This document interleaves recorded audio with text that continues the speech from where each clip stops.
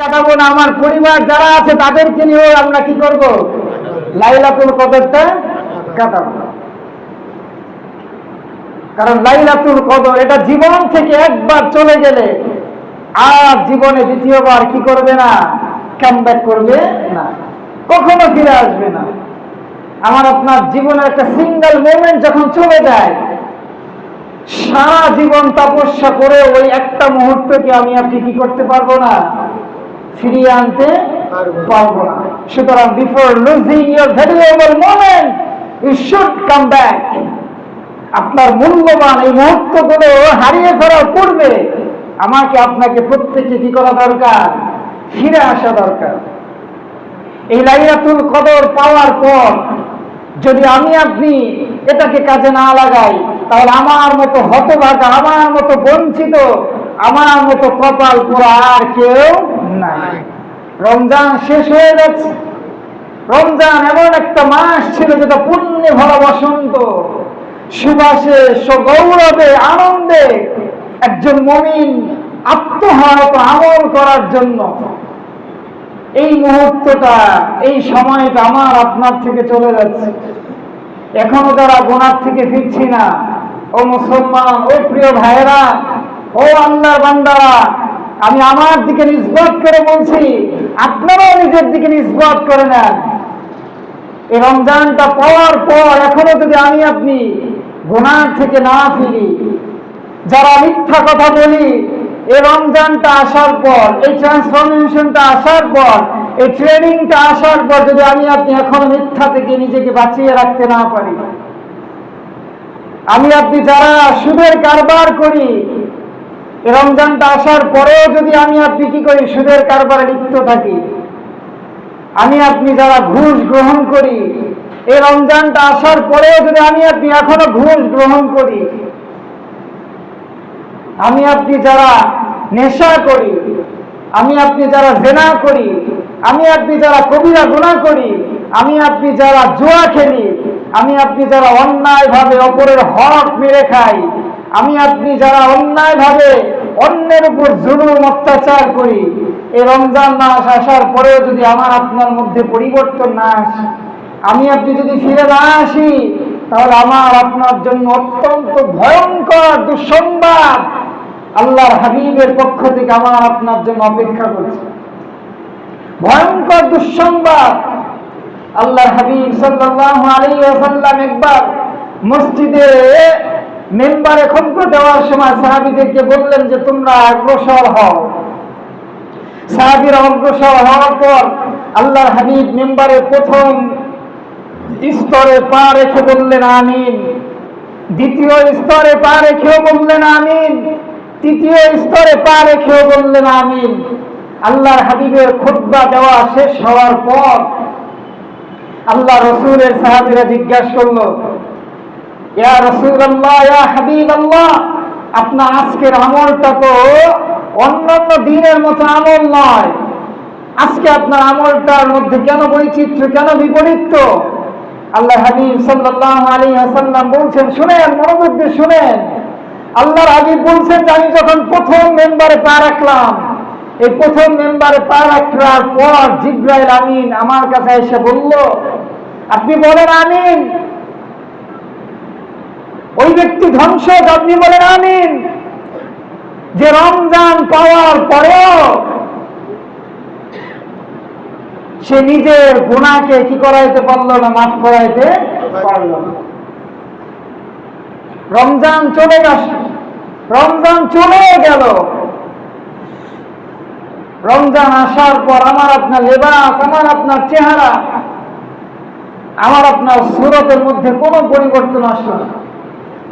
রসুলের এই ধ্বংসাত্মক হাদিসটাকে আমি আপনি শুনি নাই, না শুনলে দিলের মধ্যে টাচ করে না, আঘাত করে না। দিলটা গুনাহ করতে করতে করতে করতে এমন অবস্থা হয়েছে, এখন আল্লাহর পক্ষ থেকে, রসুলের পক্ষ থেকে যত ধমকির কথাই বলা হোক, শোনা মাত্র শুধুমাত্র কান দিয়ে শুনি, কিন্তু আমলের কোনো কি করি না? অভিপ্রায়, চেষ্টা ব্যক্ত করি না। এজন্য আমার আপনার জীবনের মধ্যে পরিবর্তন আসে না। দুনিয়াতে যারা যে বলে পর দুনিয়াতে যারা প্রসপারিটি অর্জন করেছে, দুনিয়াতে যারা সাকসেস, তারা যদি দুনিয়াতে সাকসেস হওয়ার যে সকল রুল রেগুলেশন আছে শুধুমাত্র এটাই শুনে কিন্তু কাজ করে না, চেষ্টা করে না, বলেন তো দুনিয়ার জীবনে তারা কখনো সফল হতে পারবে? পারবে বলেন? আখিরাতের জীবনও তাই। মসজিদের মেম্বারে প্রতি সপ্তাহে বয়ান শুনলে, বয়ান খাওয়ায় দিলেও কোনো কাজ আসবে না যদি আপনি নিজের মধ্যে একটা সংকল্প, দৃঢ় প্রত্যয়, অভিপ্রায় আপনি কি না করি, ব্যক্ত না করি। চেষ্টা করতে হবে পরিবর্তন হওয়ার, উপায় নাই, কোনো উপায় নাই, থাকতে পারবো না আপনি এখানে। যত মায়া করেন, যত দয়া করেন, যত চেষ্টা করেন, যদি বিশ্বাস না হয় তাকান আপনার পূর্বপুরুষের দিকে, আপনার পূর্বপুরুষের দিকে তাকিয়ে দেখেন কেউ কি দুনিয়াতে আছে নাকি? আমার আপনার দাদা নাই, দাদার বাবা নাই, তার পূর্বপুরুষ নাই, আমার বাবাও দুনিয়াতে নাই। সুতরাং আমি আপনিও এই দুনিয়া থেকে একদিন চলে যাব। আমাকে আপনাকে জেনে যেতে হবে। Willingly we have to be dead. ইচ্ছায় হোক আর অনিচ্ছায় হোক আমাকে আপনাকে মৃত্যুবরণ করতেই হবে।